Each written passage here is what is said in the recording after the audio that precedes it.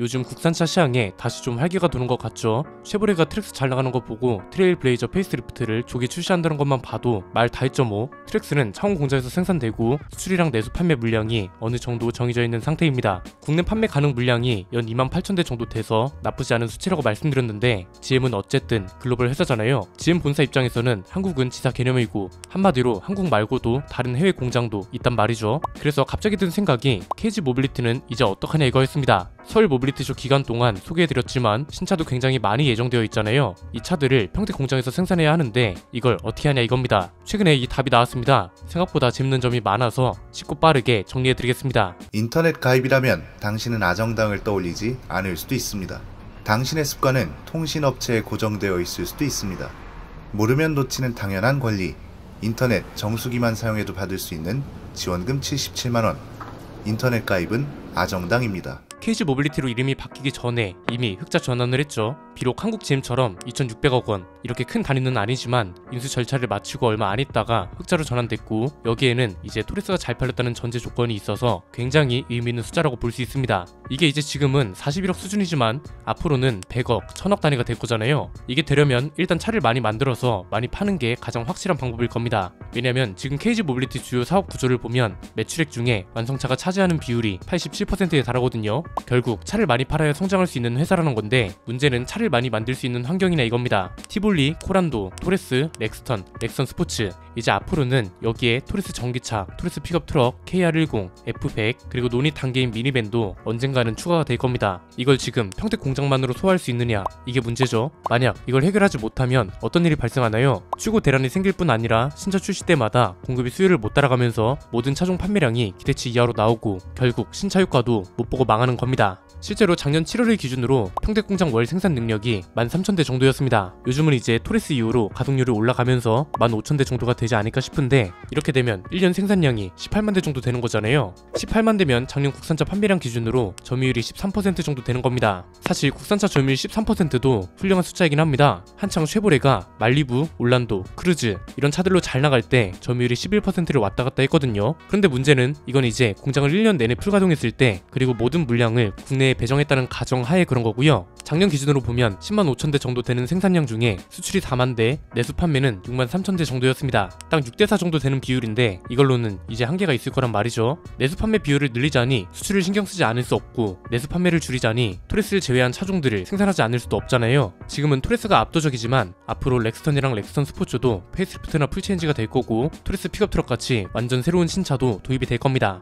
한마디로 답답한 상황이었는데 KG 모빌리티가 나름 돌파구를 만들고 있는 것 같더라고요. 크게 세 가지인데요. 첫 번째는 한국을 뜨는 전략을 펼치고 있다는 겁니다. 좀 더 정확하게 표현하면 해외 공장을 둬서 해외 배정 물량을 분산시키고 있다는 건데, 보통 KG 모빌리티 공장 이야기를 할 때는 평택 공장을 늘려야 한다, 군산 공장을 인수하면 어떨까, 뭐 이런 이야기가 많았죠. 따지고 보면 KG 모빌리티도 자동차 회사고 규모가 조금 작다 뿐이지 해외 판매 물량도 있는데 왜 현대차 그룹처럼 글로벌 공장 체계를 갖추면 된다는 걸 외면하고 있었는지 모르겠습니다. 실제로 최근에 베트남 푸타그룹하고 조립 생산 계약을 체결했다고 합니다. 푸타그룹 산하에 킴농 모터스라는 자동차 회사가 있거든요. 베트남 현지에서 조립 생산을 하기 위한 라이선스 계약 체결식이 최근에 있었고요. 지금 베트남 다낭 인근 후에 산업단지 내에 KG 모빌리티 전용 조립 공장을 건설 중이라고 합니다. 수출 물량을 보니까 내년에 1만 5천 대를 시작으로 2029년까지 6만 대, 총 21만 대 규모, 매출로 따지면 6조 원 수준이 될 거라고 전망된다고 하는데, 베트남을 선택한 이유는 간단합니다. 여기가 지금 인구가 1억 명이나 되기 때문에 잠재 시장으로 평가받는 곳 중 하나이기도 하고요.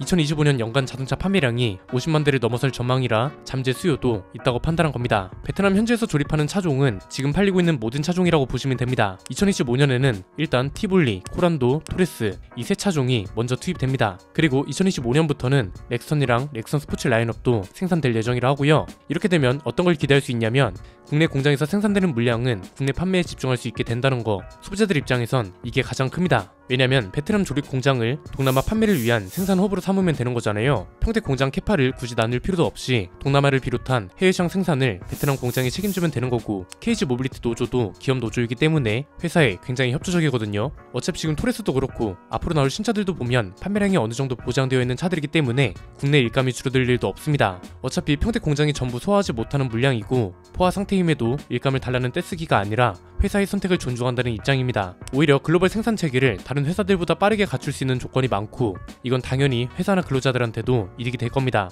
두 번째는 국내 공장도 지금 늘리는 걸 검토 중이라고 합니다. 아니 왜? 해외에도 공장이 생기면 충분한 거 아니었나? 이렇게 생각하실 수도 있습니다. 국내 공장은 용도 차이 때문에 늘린다는 게 가장 큰 이유입니다. 지금 해외 공장도 보면 내연기관차 중심이잖아요. 국내 공장을 늘리려고 하는 이유는 전기차 전용 생산 라인 때문이라고 보시면 됩니다. 사실 이건 이미 예견된 일이었습니다. 토리스 출시 전에 나오던 말 기억나세요? 사전 계약은 역대급인데 생산 물량이 받쳐주지 못할 거라는 전망이 지배적이었습니다. 그래서 공장 직원들이 연이어 특근을 하고 어떻게든 생산 물량을 끌어올리긴 했습니다. 그런데 이건 현재 판매되는 토레스가 내연기관 모델이라 가능했던 거고 토레스부터 시작해서 이후에 출시되는 신차들도 죄다 순수 전기 모델을 끼고 있습니다. 평택 칠계동이 굉장히 오래된 공장 부지입니다. 그래서 아예 신규 부지로 이전하는 걸 검토 중이라고 합니다. 새로운 부지에서 더 크고 쾌적한 공장을 만들겠다 이거죠. 지금은 내연기관차 생산 라인 일부를 전기차 생산 라인으로 전환해서 쓰고 있는데 지금이야 괜찮죠? 그래봤자 코란도 이모션 같은 차들밖에 더 있나요? 그런데 당장 토레스 전기차가 출시됐고 토레스 픽업 트럭도 순수 전기 모델이 있을 겁니다. KR10도 순수 전기 모델이 있고 F100은 아예 렉선 전기차로 공개가 됐습니다. 그래서 지금 평택시 내에서 새로운 부지를 검토 중이라고 하고 이미 작년 10월에 곽재선 회장하고 정장선 평택시장이 상견인 자리에서도 새로운 부지 관련 논의를 한 걸로 알려졌습니다.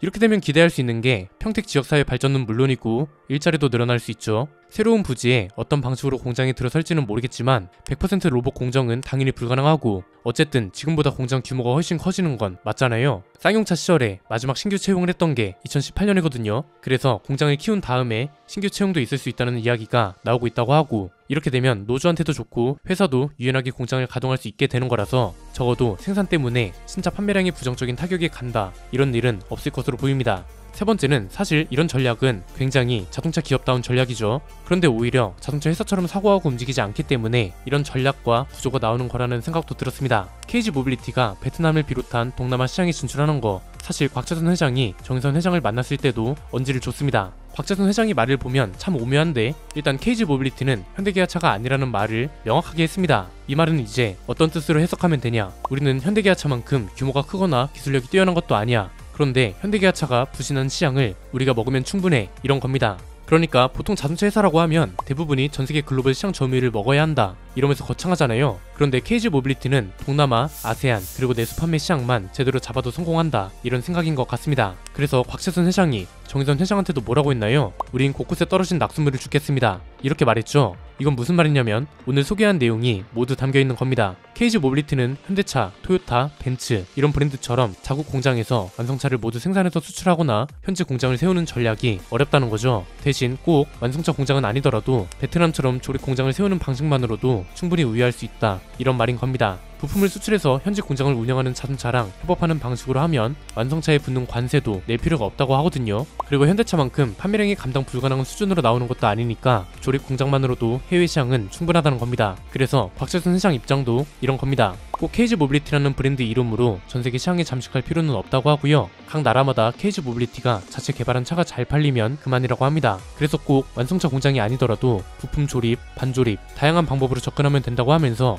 우리가 토요타나 벤츠, 현대기아차가 아니기 때문에 이들의 전략을 그대로 따라하는 건 어리석은 판단이다 이런 말도 했습니다. 그래서 이게 참 오묘하다는 겁니다. 원래 자동차라는 제조 산업은 자존심이 굉장히 센 영역입니다. 우리는 무조건 쟤네보다 잘 만든다고 해야 하고 쟤네보다 뒤처지면 절대 안 된다 약간 이런 게 있습니다. 해외 브랜드는 조금 유연하고 훈훈할 때도 있긴 합니다. 예를 들면 혼다가 신차를 개발하면서 포르쉐를 샀는데 리코 수리를 하는 과정에서 포르쉐가 눈치를 챘고 수리한 차를 보내면서 엔진룸에 응원 메시지를 적어준 일화도 유명하잖아요. 우리나라는 자동차 기업 간에 이런 훈훈한 장면을 기대하기도 힘들고요. 우리 기업이 부족하다는 걸 인정하는 사례는 더더욱 드물었습니다. 그래서 이런 전략과 발언이 가능한 이유는 오히려 자동차 회사를 처음 운영해보는 그룹사라는 점이 이점으로 작용하고 있지 않나 이렇게도 해석할 수 있다고 봅니다. 지금 KG 모빌리티가 파악하고 있는 건 유럽 정도는 한국에서 완성차를 만들어서 수출할 수 있는데 나머지 동남아, 아세안, 중동 이런 지역은 현지 규제도 있고 세금 문제도 있어서 차라리 현지 공장을 활용하는 게 낫다고 판단한 겁니다. 그래서 국내 공장 물량이 해외 수출 물량 때문에 내수 판매에 부정적인 영향을 끼치는 일은 앞으로 점점 줄어들 걸로 보이고요. 이렇게 되면 KG 모빌리티도 어떻게 생산해야 하나가 아니라 어떻게 하면 많이 팔 수 있을까만 고민하면 되기 때문에 지금의 전략이 나쁘지 않다 이렇게 볼 수 있겠네요. 오늘 내용은 여기까지입니다. 내용이 유익하셨다면 구독과 좋아요 알림 설정 부탁드립니다. 지금까지 저는 안피디였습니다. 감사합니다.